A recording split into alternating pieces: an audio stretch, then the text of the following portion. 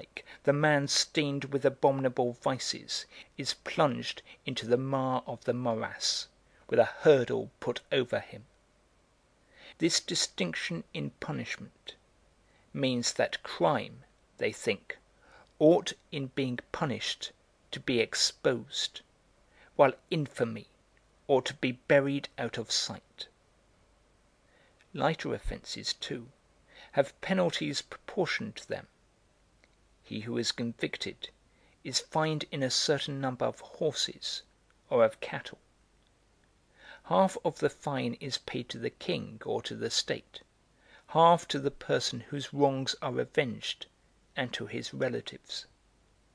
In these same councils they also elect the chief magistrates, who administer law in the cantons and the towns. Each of these has 100 associates chosen from the people, who support him with their advice and influence. They transact no public or private business without being armed.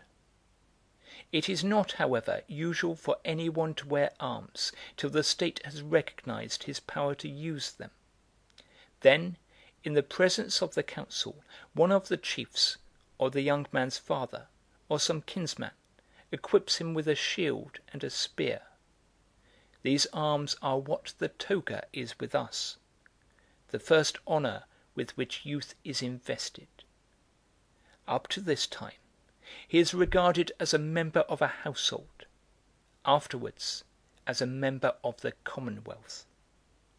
Very noble birth, or great services rendered by the father, secure for lads the rank of a chief. Such lads attach themselves to men of mature strength and of long approved valour. It is no shame to be seen among a chief's followers. Even in his escort there are gradations of rank, dependent on the choice of the man to whom they are attached. These followers vie keenly with each other as to who shall rank first with his chief, the chiefs as to who shall have the most numerous and the bravest followers. It is an honour, as well as a source of strength, to be thus always surrounded by a large body of picked youths. It is an ornament in peace, and a defence in war. And not only in his own tribe, but also in the neighbouring states, it is the renown and glory of a chief to be distinguished for the number and valour of his followers. For such a man is courted by embassies, is honoured with presents, and the very prestige of his name often settles a war. When they go into battle, it is a disgrace for the chief to be surpassed in valour, a disgrace for his followers not to equal the valour of the chief. And it is an infamy, and a reproach for life, to have survived the chief, and returned from the field. To defend, to protect him, to ascribe one's own brave deeds to his renown, is the height of loyalty. The chief fights for victory. His vassals fight for their chief.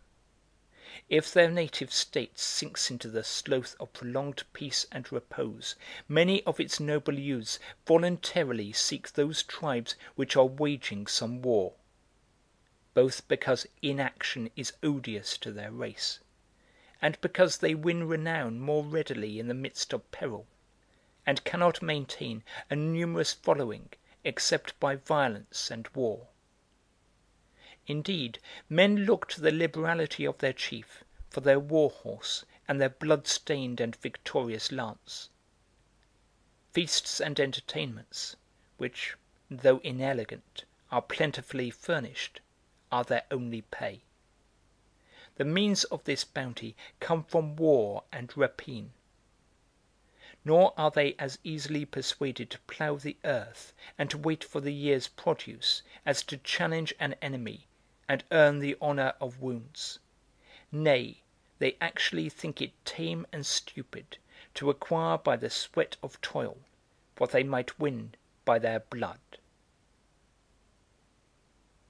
Whenever they are not fighting, they pass much of their time in the chase, and still more in idleness, giving themselves up to sleep and to feasting, the bravest and the most warlike doing nothing, and surrendering the management of the household, of the home, and of the land to the women, the old men, and all the weakest members of the family. They themselves lie buried in sloth, a strange combination in their nature that the same men should be so fond of idleness, so averse to peace. It is the custom of the states to bestow by voluntary and individual contribution on the chiefs a present of cattle or of grain, which, while accepted as a compliment, supplies their wants. They are particularly delighted by gifts from neighbouring tribes, which are sent not only by individuals, but also by the state, such as choice steeds, heavy armour, trappings, and neck chains. We have now taught them to accept money also. It is well known that the nations of Germany have no cities, and that they do not even tolerate closely contiguous dwellings. They live scattered and apart, just as a spring, a meadow, or a wood has attracted them. Their villages they do not arrange in our fashion, where the buildings connected and joined together, but every person surrounds his dwelling with an open space, either as a precaution against the disasters of fire, or because they do not know how to build. No use is made by them of stone or tile. They employ timber for all purposes, rude masses without ornament or attractiveness. Some parts of their buildings they stain more carefully with a clay so clear and bright that it resembles painting or a coloured design.